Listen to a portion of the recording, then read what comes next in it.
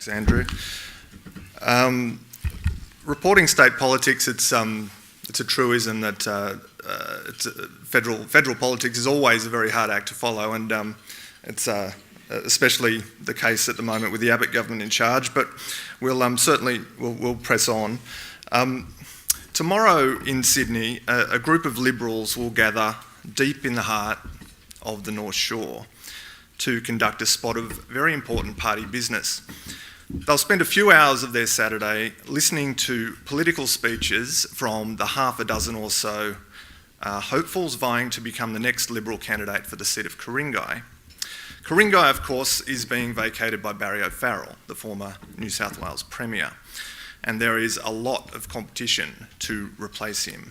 And the reason for that is that whoever does so is likely to be a shoo-in. Ku-ring-gai is the safest seat in New South Wales, held by the Liberals on an extraordinary margin of 37%. So accordingly, there are some fairly impressive candidates lining up. We have a senior counsel, we have an Oxford graduate, and a former radio host turned media minder for Gina Rinehart. Whoever wins will surely inject some welcome new talent into the party's parliamentary ranks. Across the city, in Granville, things are not quite so rosy for the Liberal Party.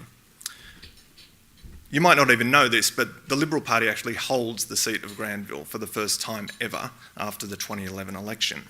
But the sitting Liberal MP, Tony Issa, will be in the fight of his life to retain that seat, which, as we know, is in the traditional Labor heartland of Western Sydney. Mr Issa was one of those half a dozen or so MPs who were unexpectedly elected in 2011 in that big blue wave that crashed across New South Wales 4 years ago. So the strong expectation for Tony, unfortunately, is that the tide is about to go out and leave him high and dry. But there is hope, judging on his previous performance. Tony's biggest media splash during the 2011 election was starring on the evening TV news by doing a rather spectacular and highly illegal U-turn across double yellow lines in his campaign vehicle in a bid to escape media questioning. But the locals still voted for him, so there is hope for Tony. The point is that these starkly different prospects for these two seats and the candidates that are going to be lining up in them illustrates just how overwhelming the Liberal Party or the Coalition's win was in 2011. We all know about that. It was cast at the time by former New South Wales Premier Nick Greiner as a beachhead from which the then O'Farrell government could actually change the political map in New South Wales. Turn the assumption that's been held for decades and decades that Labor, in fact, is the natural party of government in New South Wales completely on its head. So here we are on the cusp of the 2015 election, and as we all realise, an awful lot has changed. There is no O'Farrell, at least not as Premier, nor are there 10 Liberal MPs who have resigned or been expelled from the party as a result of being caught out or exposed by the Independent Commission Against Corruption in its investigation of alleged donation law rorts. Also gone is the man many on the Conservative side of politics saw as, in fact, one of their best assets, the former Labor leader John Robertson. So suddenly the New South Wales political landscape is almost unrecognisable, but certainly not in the way that Nick Greiner hoped. And perhaps most extraordinarily, given Greiner's prediction at the time, questions are now being asked about the very longevity of the new coalition government after only one term. As we've heard recently, comparisons have been drawn with the recent Queensland election result, where a first-term government swept to power with a massive majority, just like New South Wales, was unceremoniously tossed out by the electors. So that broke a key assumption about voters in Australia, that being that they are always willing to give a government 2 terms to try and get things right. According to the victorious Anastasia Palaszczuk, The issue that swung the Queensland election was in fact asset privatisation. So it prompted the obvious question for everybody in covering politics and the broader population. Will Premier Mike Baird and his electricity privatisation plan be next on the electoral scrap heap? On Monday, Fairfax published some absolutely fascinating polling data. I don't know if you read it in the Herald, but the poll showed that the Baird government leads the Labor Party by 56% to 44% on a two-party preferred basis. That's an 8% swing against the government if it's replicated at the March 28 election. Big deal. That wasn't the extraordinary bit. We also asked a question about Mike Baird's plan to lease 49% of state-owned electricity assets. The response was amazing. It showed that even after Mr. Baird had outlined his $20 billion infrastructure package that he says he would fund with the proceeds from that transaction, less than 1 in 4 people backed privatisation of those assets. 23%. An astonishing 67% said, no way, Jose. When we asked about their view, taking the whole policy into consideration, the $20 billion proceeds, that promise, so when we asked what your view was if all the proceeds were guaranteed to be spent on infrastructure, still less than half, or 47%, said, 46% were against, and only 47% still said they supported the privatisation plan. So this really throws up a very interesting political dilemma for the Baird government, I think. It means that if these findings hold at the next state election, which is just a few weeks away as we know, the Baird government will have won the election, but it will have done so without the majority of voters supporting its major policy initiative.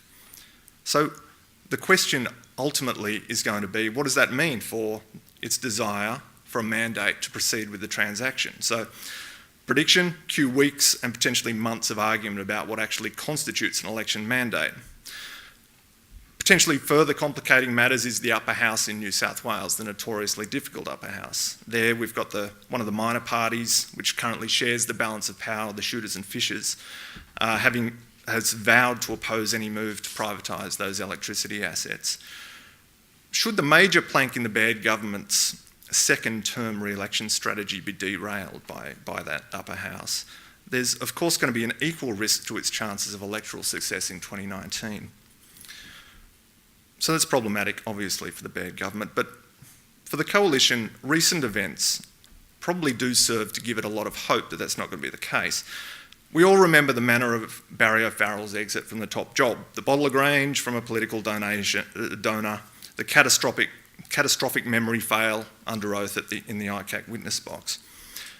So the man who swept to power by highlighting what he called Labor's corrupt culture was himself felled by the corruption watchdog. It's the very definition of irony. The loss of a premier under such circumstances should have been a disaster for the Baird government, for the O'Farrell government. Particularly so because it was followed by the high-profile ICAC inquiry into those 10 miscreant Liberals MPs, but it hasn't proven to be the case. Remarkably, the switch to Mike Baird does not appear to have dented the government's prospects whatsoever. What on earth is going on? Well, I think it's more than the electorate simply warming to Mike Baird, who's, as we know, very personable, fresh-faced, nice guy, and it's more than the electorate not yet willing to give the ALP another chance after its 16 years in office and its disastrous final few years. No, I think it's more that Baird and the coalition appear to have discovered something of a formula for retaining the support of the electorate, something of a magic formula, if you like. It's not rocket science, but it's something that governments repeatedly fail to achieve. It's very basic. Do exactly what you said you would do in power before you were elected. In other words, it's all about trust. So, for Mike Baird in opposition as Shadow Treasurer, his mantra, I remember, every single budget day when the Labor Party would bring down their budget was, once again, under Labor, expenses have outrun revenue. And for the most part, under Labor, this was a consequence of wage agreements with the public sector unions, which exceeded the target of 2.5% that the ALP had set. And probably more importantly, the ALP's reluctance or even inability, given its relationship with those unions, to enforce that wage cap. So when Baird became Treasurer, one of the first things he did was introduce legislation that capped those wage rises, introduced a hard cap at that 2.5%. He also, of course, introduced efficiency dividends across government departments and announced plans to reduce the public service by about 15,000 over a couple of years. So these were not popular moves with the public sector, obviously. In fact, they had the union movement marching on Macquarie Street and holding huge rallies in the Domain. And, you know, a lot of people lost their jobs as a result. But for the government, the short-term pain very much has translated 4 years later to long-term political gain. So in 3 years, it meant that Baird was able to declare victory in the battle between expenses and revenue. He'd wrangled it. He'd achieved what he'd promised to do. And guess what? The voters noticed. It certainly doesn't hurt that as the government prepares for its first re-election test next month, other factors have promoted New South Wales or propelled New South Wales to become the leading state economy in Australia. New South Wales Treasurer Andrew Constance is literally hoarse from talking about the latest findings of the ComSec State of the States report. In October, that report found that New South Wales topped the list for the first time, and Constance noted correctly that only 4 years ago New South Wales was actually last on that list, so that's a remarkable turnaround. And this month, it again shared top position with the Northern Territory.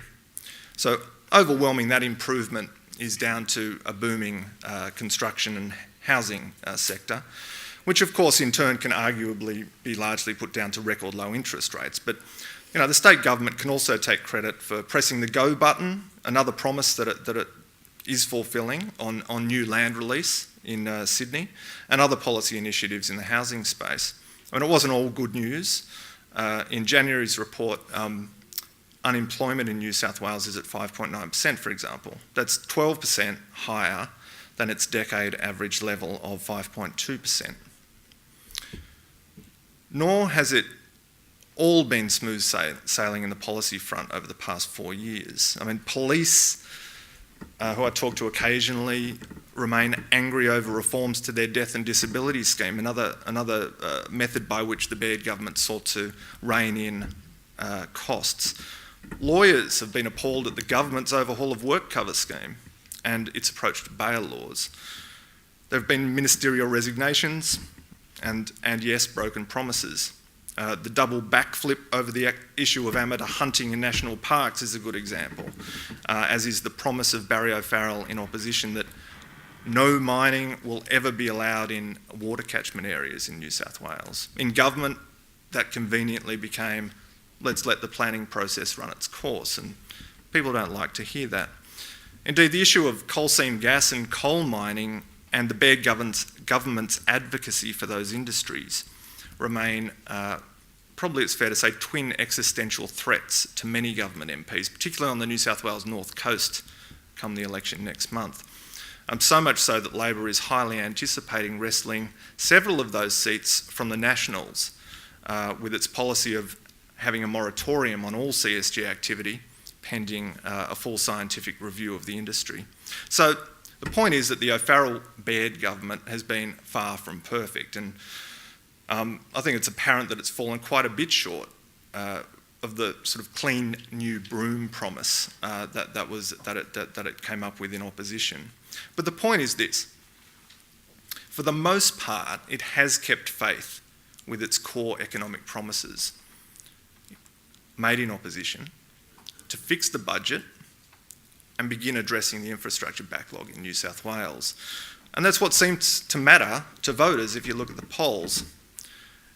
In an age of increasing cynicism about the political class and increasingly brutal politics at a state as well as a federal level, trust is emerging as the most valuable commodity a political party can foster. And I think they've realised that very early, and to their great credit. I mean, if you want to see an example of what a lack of trust can do to a first-term government, look no further than the federal coalition. Like Queensland's Campbell Newman, it's staring at the one-term government abyss. It's why the so-called Abbott factor is one of the biggest potential dangers for Mike Baird and his government. And, of course, an enormous opportunity for the Labor opposition. The Fairfax poll that I mentioned earlier quantified for the first time what the impact of the performance of the Abbott government is having on New South Wales state voting intentions. And it found that 8%, or close to 1 in 10 voters who supported the coalition at the 2011 state election were preparing to essentially dump them or change their vote in March due to the federal government's performance. Naturally, Labor is seeking to exploit the Abbott-Baird relationship. Their seats overlap, they're close friends. On social media, there are memes of the Prime Minister and Mike Baird surfing together at Manly. That they've started doing the rounds, and unsurprisingly, in those memes, both of them are wiping out pretty badly in the surf. No doubt the Premier, who is very proud of his surfing, will claim to have been unfairly photoshopped, but we can ask him about that later. This morning, the Prime Minister and the Premier, in fact, held a joint media conference in Camperdown to officially open the Chris O'Brien Lifehouse at RPA. Many might observe, brave decision, Premier, because it's events like these, if they continue throughout the election campaign, which will give Labor licence to ask some pretty awkward questions of the Premier. One of them is this: why hasn't the Premier been able to claw back the deep cuts to Commonwealth funding for health and education in New South Wales that were present in the infamous first Joe Hockey budget? The answer, for Labor at least, will be that it's because Baird and Abbott are just too close. But is this type of negative politics actually enough to get the ALP over the line? Of course, that's the big question. So realistically, what are the opposition's chances next month? Well, as we saw in January, Labor too has risen phoenix-like from the ashes of political disaster. John Robertson's resignation in December over his letter of request for his constituent, Manharon Monis, saw Luke Foley elected leader. But just like the change from O'Farrell to Baird, it has injected new energy into Labor as it prepares to fight its first campaign after being tossed out of government. Foley has promised to lift his party's eyes above base politics, good luck with that, to conduct a true contest of ideas. And despite these sort of subsonic attacks on Abbott and Baird, Foley has promised to run a positive campaign. Time will tell, but that's obviously a welcome pledge. But the ALP is realistic. It does not expect to win this election. It does not anticipate doing a Palaszczuk. But it knows that if it can exploit the primary campaign issue of electricity privatisation to the fullest extent, it can easily get within striking distance in 2019, the next election. So Labor is playing a long game. It has little choice, and the election remains Mike Baird's to lose. So as we approach it, the question for the Premier and his government, I think, is pretty clear. Despite the unpopularity of his privatisation plan, can he once again convince the electorate to trust him to implement a policy of which the majority of voters appear still to be deeply sceptical? Labor, of course, will be hoping not, but if there's one thing both sides have learned in the last 12 months in New South Wales, is that in New South Wales politics, very little is predictable. Thank you.